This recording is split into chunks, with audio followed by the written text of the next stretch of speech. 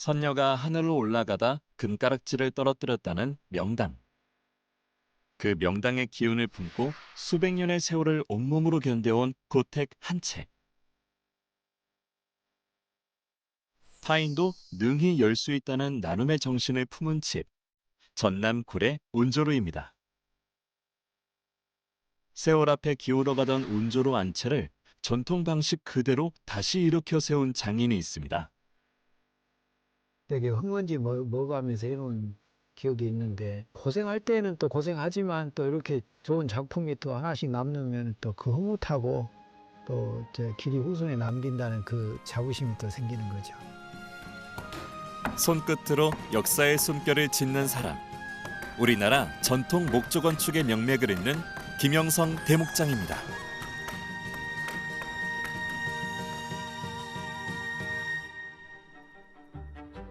고향 전남 곡성의 터를 잡은 작업실. 이곳에서 나무에 새 생명을 불어넣는 김영성 대목장의 하루가 시작됩니다. 그가 걸어온 대목장의 길은 단순히 집을 짓는 기술자를 넘어 그 이상의 의미를 품고 있습니다. 모든 집을 설계도 하고 그 다음에 이제 그 집을 짓는 과정을 총 그 관리하는 것을 이제 대목장이 하는 거거든요. 작업실 한편을 가득 채운 수백 가지 공구들. 오직 나무와 나무의 맞물림만으로 견고한 전통의 틀을 되살리기 위한 장인의 도구들입니다. 현대 기법을 갖다 가미해 본다든가 그러면은 옛 것이 훼손이 된다고 봐야 되겠죠. 그래서 옛 기법을 그대로 살려서 보수하는 게 크나큰 관점이라고 생각합니다. 대목장의 일은 단순히 나무를 깎고 다듬는 데서 끝나지 않습니다. 기둥의 높이 하나, 공포를 짜맞추는 포작의 짜임 하나에도 건물의 균형과 품격이 달라지기에 대목장의 손끝은 한순간도 가벼울 수가 없습니다.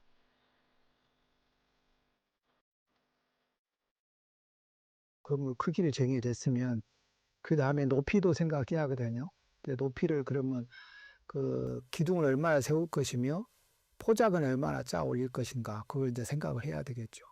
그렇지 않고 이제 만약에 건물 짓다 보면 집이 너무 높게 보일 수도 있고 너무 낮게 보일 수도 있거든요. 비례가 굉장히 중요합니다. 또 부재를 또 너무 크게 써도 안 되고 또 너무 적게 쓰면 또 이제 하중에 의해서 또 문제를 일으키니까 또 적게 써도 안 되고 그런 걸 잘 감안해서 이제 설계해야 되겠죠. 대목장의 설계는 단순히 건물의 밑그림을 그리는 일이 아닙니다. 건물이 들어설 땅의 숨결을 읽고 그 안에 담길 사람들의 삶까지 헤아리는 과정. 자연과 조화를 이루면서도 완성도를 높이는 길을 찾아내는 일입니다. 그 안에다가 뭐 부처님을 모신다든가 아니면은 뭐 성방을 한다든가 이제 그 용도를 먼저 알아야 되거든요. 그 대웅전을 질 거냐 아니면은 뭐 다른 뭐 정각을 질 거냐 그에 따라 차이가 있는데 자연에 맞춰서 건물을 짓는데 자연이 이제 그 건물을 짓는 땅이 이제 협소한데 건물을 크게 짓다 보면 이제 자연을 너무 나 많이 훼손하게 될 수가 있거든요. 그래서 거기에 맞춰서 이제 지어야 되겠죠. 그래서 나중에 완성도를 생각하고 설계를 해야 되겠죠. 치밀한 설계와 숙련된 기술, 그리고 오랜 경험을 바탕으로 김영성 대목장은 그동안 수많은 목조 건물을 완성해 왔습니다. 김영성 대목장님은 그 스승이신 구옥 고자 영자 택자 선생님으로부터 아주 그 기술을 전수 받았을 뿐만 아니라 그 다른 새로운 건축 기법에 대한 수용 능력도 매우 뛰어나서 과거의 하나의 사례를 든다면 중국을 방문하고 난 이후에 우리나라 목조 건축에 중국의 목조 건축의 기법을 반영해서 새로운 창의적인 그런 건축물을 지어내는 탁월한 능력을 가지고 있습니다. 전통 목조 건축에 대한 그의 열정은 때로는 과감한 변화로, 때로는 거침없는 도전으로 이어졌습니다. 섬진강이 내려다 보이는 언덕에 자리한 한옥 카페. 이곳은 김영성 대목장이 직접 설계하고 건축한 목조 건물입니다. 보통 집을 지을 때 뭐 일자나 기역자나 미음자를 짓는데 저는 좀 그 틀을 벗어나서 지으려고 했어요.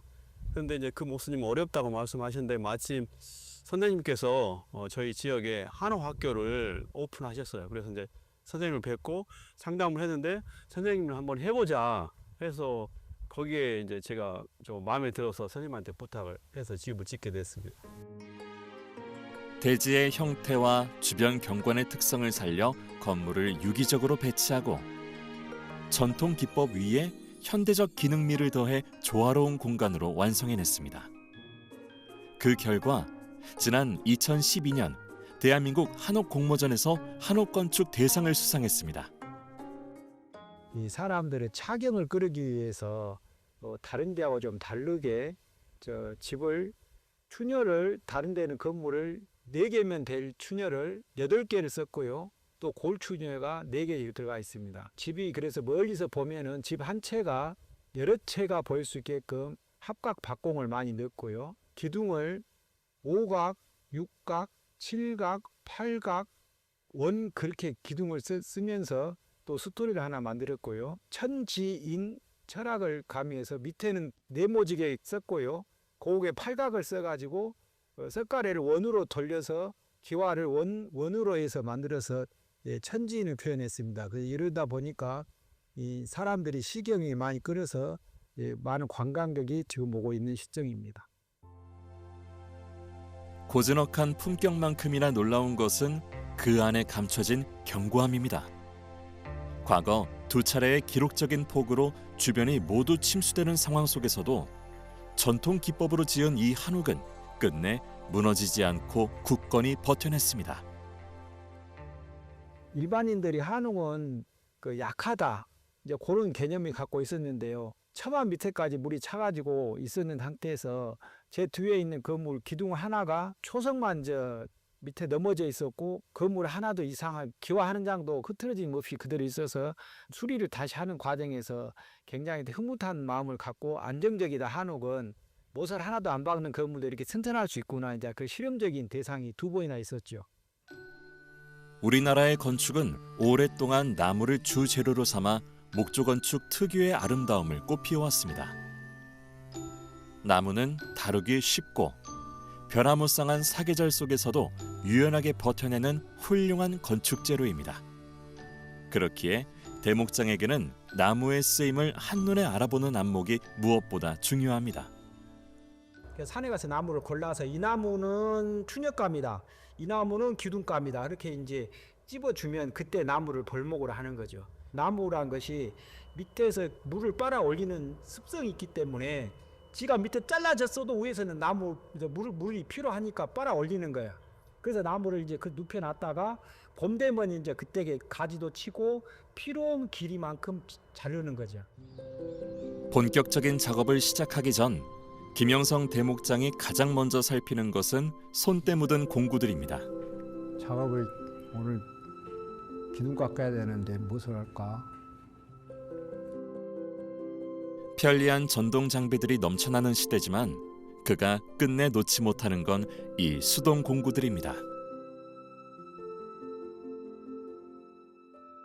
국보나 보물을 만약에 우리가 이제 보수를 한다 그러면 전동 공구를 쓰는 게 아니라 수동 공구를 써야 됩니다. 이제 국보나 보물을 옛날 선인들이 수동 공구로 해서 다 일을 해놨었는데 지금 전동 공구가 많이 들어간다 그러면 옛 기법이 이제 훼손되는 거죠. 그래서 국보나 보물, 문화유산이면은 수동 공구로 이제 전부 이제 작업을 합니다.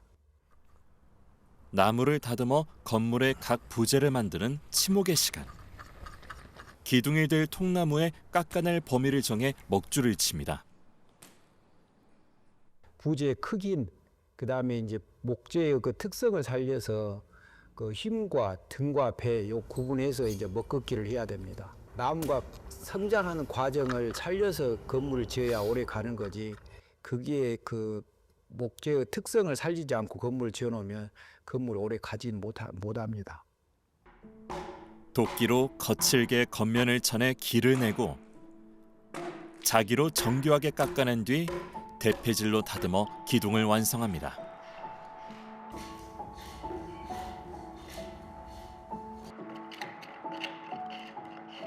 기둥 위에는 여러 개의 부재를 겹겹이 짜올린 공포로 지붕의 하중을 분산하고 아름다움을 더합니다. 우리는 뭐가 있냐면 눈이 있습니다. 눈. 그래서 눈이 하중이 엄청 무겁거든요. 그래서 눈이 이제 그 얼마만큼 많이 쌓였냐 따르는데 3일 동안 이렇게 추웠다가 4일 동안 따시고 이러는 과정에서 4일 동안 녹아야 되는데 못 녹습니다. 강풍이 와버리고 막 이러면.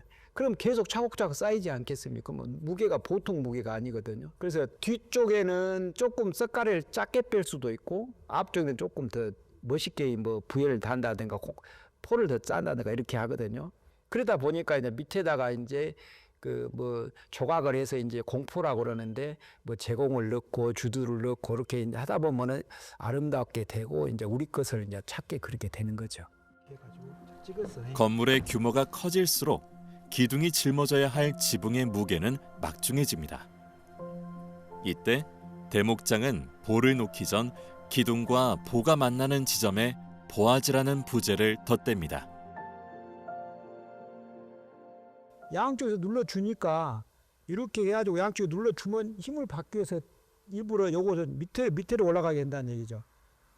어떻게 써야 되는가 이렇게 이제 봐가면서 해야 되겠죠. 이렇게 해서. 휘어진 나무의 힘을 거스르지 않고 그 기운을 그대로 살려내는 대목장의 지혜. 정교한 곡선과 문양이 더해질수록 보아지는 단순한 구조재를 넘어 전통 목조 건축의 미학을 담아내는 작품이 됩니다.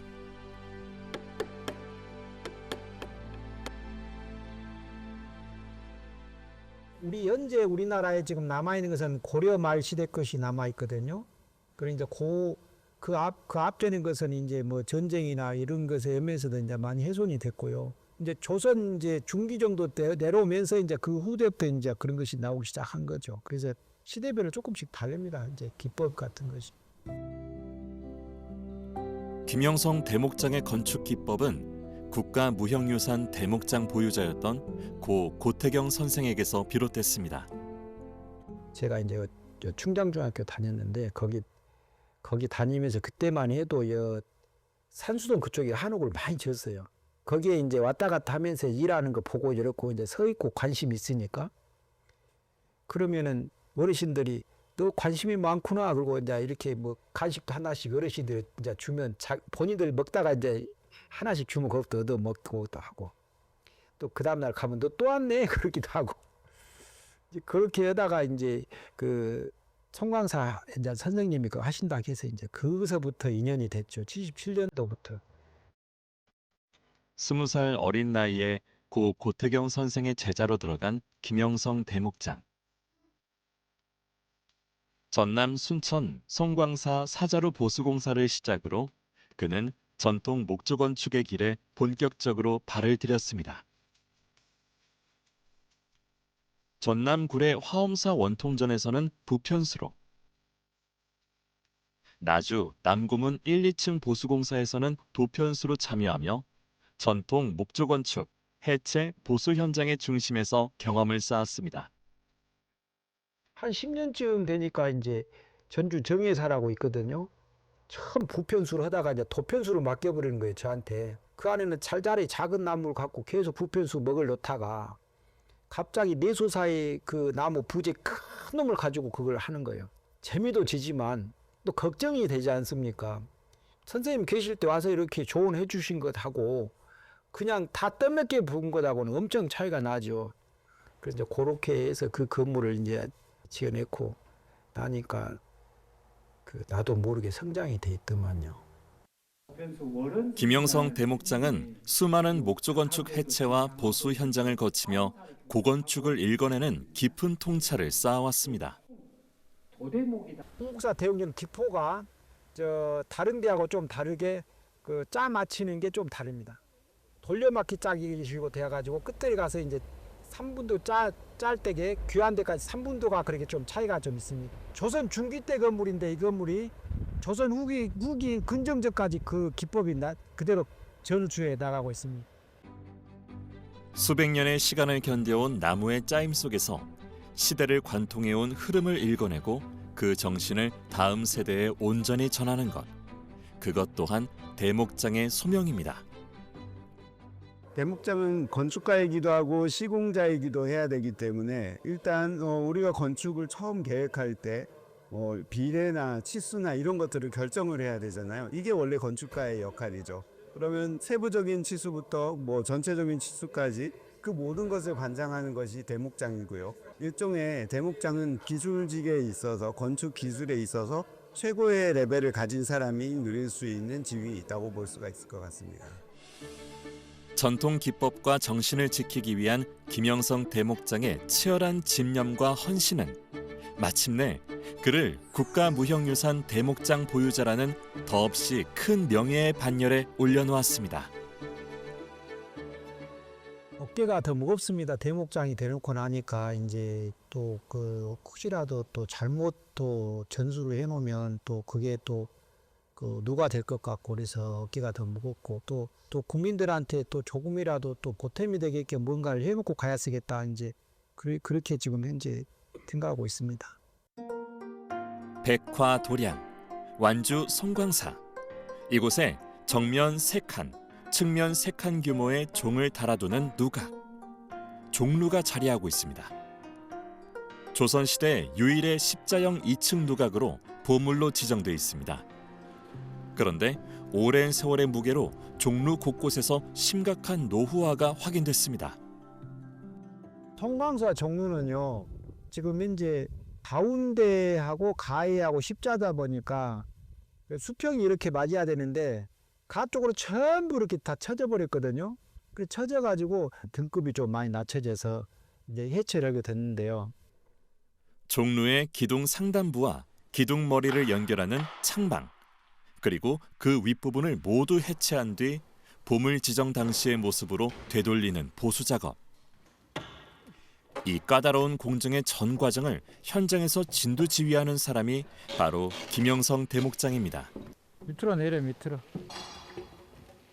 우선 요 쇳가리만 빼게 세기만 빼가지고 거기서 빼가지고 밑으로 빼내리려니까 교체를 다 해버린 지금 건물이 돼 보니까 그거를 최소한도 그 오려낼 때는 오려내고 파낼 때는 파내고 해서 그거를 다시 이제 땜질도 하고 덧대기도 하고 또 이제 그 다시 이제 보존 처리를 하기도 하고 이제 그렇게 해서 옛 것을 웬만하면 살려내야 돼요. 복원의 시작은 해체에서 비롯됩니다. 수백 개의 부재를 하나하나 분리해 번호를 매겨 기록하고 상태를 꼼꼼히 살핀 뒤 정말 필요한 부분만 최소한으로 교체해야 합니다. 남은 부재들은 세밀한 보존 처리를 거쳐 다시 제자리에 정교하게 맞춰 조립합니다. 문화유산 보수는 선조들의 건축 기술과 그 속에 담긴 지혜를 가장 가까이에서 마주하는 작업입니다. 그래서 대목장에게 이 시간은 그 어느 때보다 경건하고 겸허한 순간입니다. 못을 하나도 안 쓰고 한다는 것은 해체를 해가지고 다시 끼워 맞출 수가 있지 않습니까? 근데 못을 박아붙다든가 잘라서 이렇게 무엇을 접착제를 써붙다든가 그러면 나중에 이제 지금같이 이렇게 해체하고 못하고 할 수가 없죠. 다시 끼워 맞출 수 있는 그런 방법은 못을 안 받고 해야 되는 그런 기법이기 때문에 옛날부터 쭉 이렇게 있어 온 거죠. 김영성 대목장의 기술은 이제 다음 세대를 향한 가르침으로 이어지고 있습니다. 전통 목조 건축의 맥이 끊기지 않도록 그 기술과 정신을 제자들에게 온전히 전하는 일에 정성을 쏟고 있습니다. 요게 이렇게 휘어진 고하기가 쉽지 않죠. 그래서 먹을 한 중심을 먼저 먹을 놓고 그다음에 양쪽에 넓이만큼 폭을 이제 만들어야 되겠죠. 저걸 이 나무는 300이 필요해요. 300. 그러니까 한 자짜리 나무를 쓰기 위해서. 나무의 쓰임이 정해지면 먹줄을 놓습니다.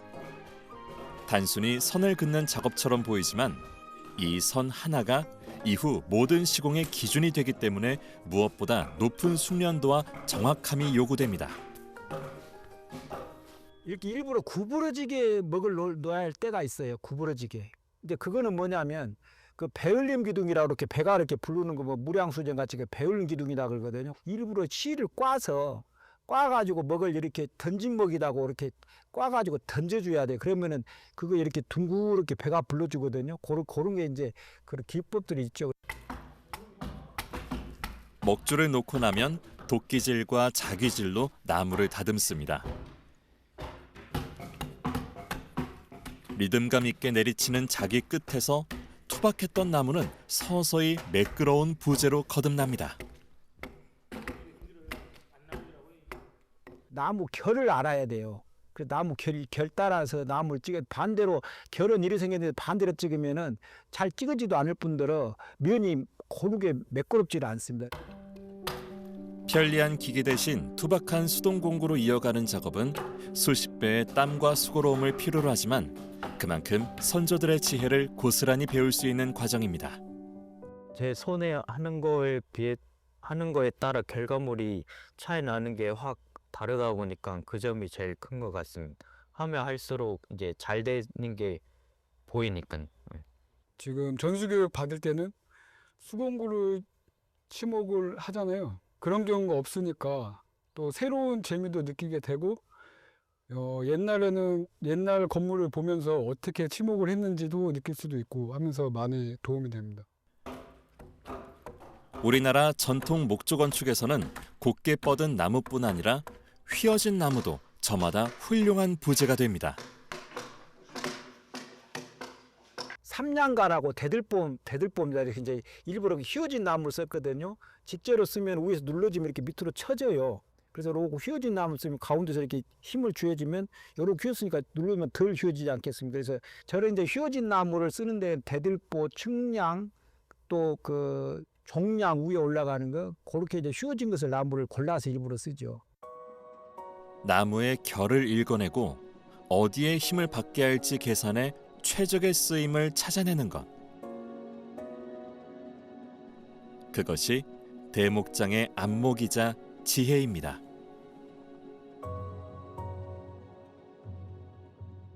한국 목조 건축의 특징은 아마 여러분들도 익히 들어보셨겠지만 중국이나 일본과 달리 곡선의 미가 아주 뛰어나다고 할 수 있습니다. 우리 한복에서도 곡선의 미가 뛰어나고 또 우리의 춤사위에서도 곡선의 미가 뛰어난 것과 마찬가지로 우리나라 전통 건축은 곡선의 미가 가장 으뜸이라고 할 수 있습니다.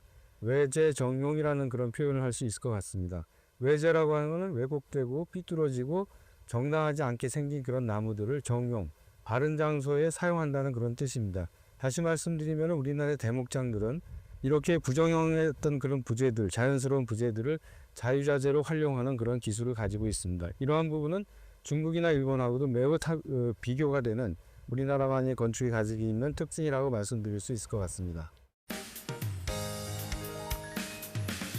전통 문화와 국가유산을 교육하는 한국전통문화대학교.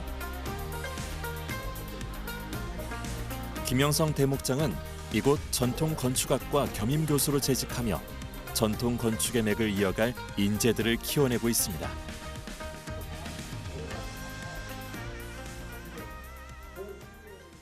문화유산청에 국가유산청에서 부설은 학교이기 때문에 여기서 배출한 인재들이 이제 앞으로 문화유산을 이제 보수도 하고 신축도 하고 또 옛 방식을 또 고집해가면서 이제 하는 것을 현장에서 있던 과정을 지금 이제 한번 체험을 해보는 거죠.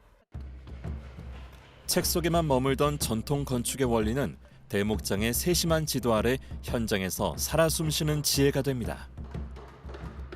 딱 맞잖아. 근데 여기 와서는 어떻게 됐죠? 엄청 많이 양쪽 떴잖아요. 그래서 얘가 이렇게 하면 꽉 물어가지고 이렇게 빠지면 안 빠져나가야지잖아. 여기를 깨버리면 안 돼요. 그래서 그 톱으로 해가지고 따니. 나무와 나무가 빈틈없이 맞물려 결코 떨어지지 않는 결구의 원리. 학생들은 한치의 오차도 허용하지 않는 전통 기법의 정교함을 몸소 깨우치며 장인의 감각을 익힙니다. 아래 위가 없이 그냥 아무 나무나 크기가 되면 상관없지 않을까 이런 생각하고 있었는데 교수님한테 배우면서 나무에도 위와 아래가 있고 그에 따라서 목재의 쓰임이 달라지고 어떻게 써야 되고 어느 방향으로 써야 되고 이런 복잡한 점들이 있어서 좀 많이 배우고 가는 게 많은 것 같습니다. 그 선조들이 했던 그 당시 그대로의 100%로 다시 보수를 할 수 없기 때문에 최대한 원래 거를 건드리지 않으면서 하는 게 중요하다 뭐 이런 식으로 항상 강조를 하고 있습니다. 자신의 뒤를 이어 전통 목조 건축의 길을 걸어갈 제자들. 김영성 대목장은 이들의 여정에 든든한 밑거름이 되길 바라며 오늘도 자신이 평생을 바쳐 일군 기술과 장인의 철학을 아낌없이 전하고 있습니다. 이 학생들이 나중에 이제 우리 국가의 문화유산을 짊어지고 학생이라는 것에서 수업도 좀 잘해야 되겠고, 또 그때 그 과정이 평생 또 이제 기억에 남게끔 이제 수업을 하고 있습니다. 그래서 현장에서 보면은 같이 서로 이제 만나게 되면 반갑고 또 좋죠. 그래서 이제 수업을 좀 다른 데 분야보다는 신경을 더 써서 학생들을 가르치고 지도하고 있습니다. 수백 년의 비바람을 견뎌온 목조 건물 앞에 서면 대목장은 시공을 초월해 선조들과 깊은 대화를 나눕니다. 우리나라에도 지금 700년, 800년 건물이 있지 않습니까? 이제 그걸 다 그 무에서 유를 창조해 놓은 거지 않습니까? 이제 지금은 요즘에 저희들은 뭐 이렇게 이제 뭐 컴퓨터가 있고 책이 있고 교과서가 있으니까 쉽게 배우져갔지만은 그 어르신들은 그렇지 않는 상태에서 일을 하셨으니까요. 그래서 이제 우리가 보수 같은 거 이렇게 해보면은 가끔가다 한 번씩 희열을 느낄 수가 있습니다. 옛날 어르신들이 해놓은 것을 그때는 이 고생을 해서 이런 걸 만들어내셨구나, 이런 걸 문화재를 좀 다루면서 해보니까 그런 이제 그 희열을 느끼면서 이제 많이 공부를 해가고 있죠. 옛 장인들의 정신을 이어받아 나무의 결을 살피고 자연을 닮은 집을 짓는 사람.